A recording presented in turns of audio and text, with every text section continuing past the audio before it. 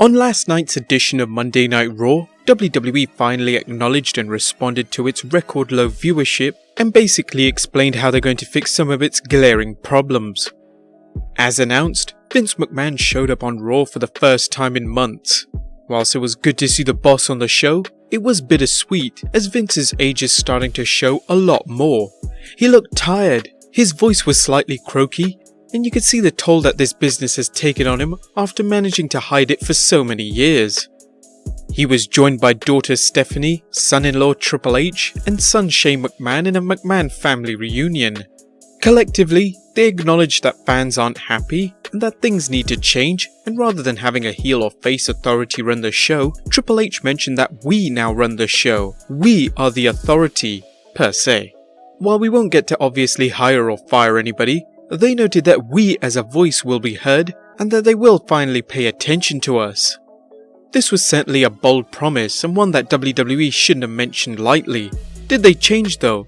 Well, for the most part they did. Raw actually changed. WWE made a number of decisions to make the product better, which included number 1. Call-ups. The McMahons announced their first new change, and that was calling up a number of superstars to the main show. Whilst they already teased the call-up of the Freak Lars Sullivan at the Survivor Series, they announced EC3, Nikki Cross, Lacey Evans, and the team of Heavy Machinery. Whilst these are all good additions to each respective division, let's hope that they don't get lost in the shuffle, as introducing more and more talent doesn't equate to better ratings or a better show, but it is a step in the right direction. Number 2. The Revival finally get a win.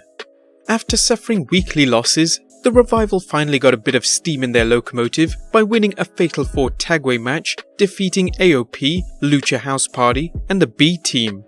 Their win gives them the opportunity to face Raw Tag Team Champions Rude and Gable, hopefully finally giving them the push they deserve.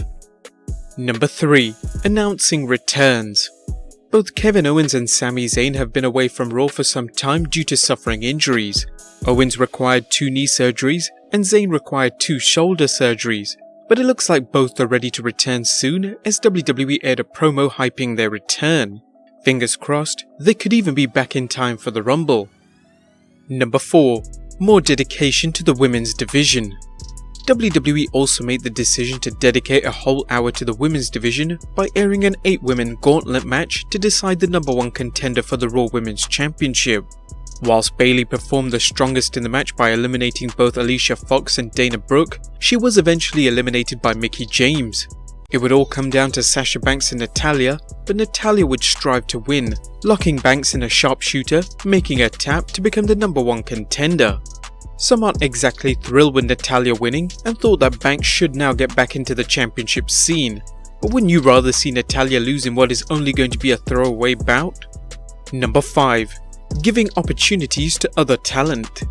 After winning the Intercontinental Championship at TLC, Dean Ambrose made his own open challenge and surprisingly, it was answered by Tyler Breeze.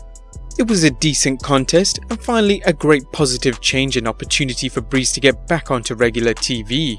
It also saw a little role reversal between Ambrose and Rollins, as Rollins was this time the one to play mind games by dressing up in disguise as a SWAT member to get the attack on Ambrose. And finally, number 6. Corbin gets demolished again. It's pretty cheap for the McMahons to use Baron Corbin as their scapegoat, but after all the unfairness he's dished out over the past several weeks, it's good to see him get a little taste of his own medicine. The only problem was this was the same thing that we saw at TLC. So it seems that WWE have learnt from their mistakes by creating more opportunities for smaller talent, calling up more talent from NXT, and listening to the fans for a change. However, was this change for only 1 episode? Since Raw for next week falls on Christmas Eve, it will not air live and has been pre-taped for next week. WWE managed to tape matches for next week's show right after last night's show. The results have already been leaked online and it shows quite a lackluster show. Of course, massive spoilers ahead. Unfortunately, WWE are still continuing with the Lashley vs Elias feud as Elias opens up the show with an in-ring promo, playing a Christmas themed song and insulting both Lashley and Lio Rush. Gimmick matches continue as this is a Miracle on 34th Street fight and Elias managed another win. We're not sure why this feud is continuing after Elias already beat Lashley. What's the point of the rematch? Oh, we get it. Comedy. After McIntyre interfered in the match between Ziggler and Balor, next week we'll see a triple threat match between them all. Again, surprisingly, like TLC, Balor came out with a win. WWE seem to face a problem with this next one. How do you hype 6 weeks of Braun vs Brock without the appearance of Brock Lesnar? Simple, just have Paul Heyman come out and say he's gonna win. End of. So, see you in 5 weeks' time. We mentioned earlier that it's likely the Raw Women's Championship match would be a throwaway match.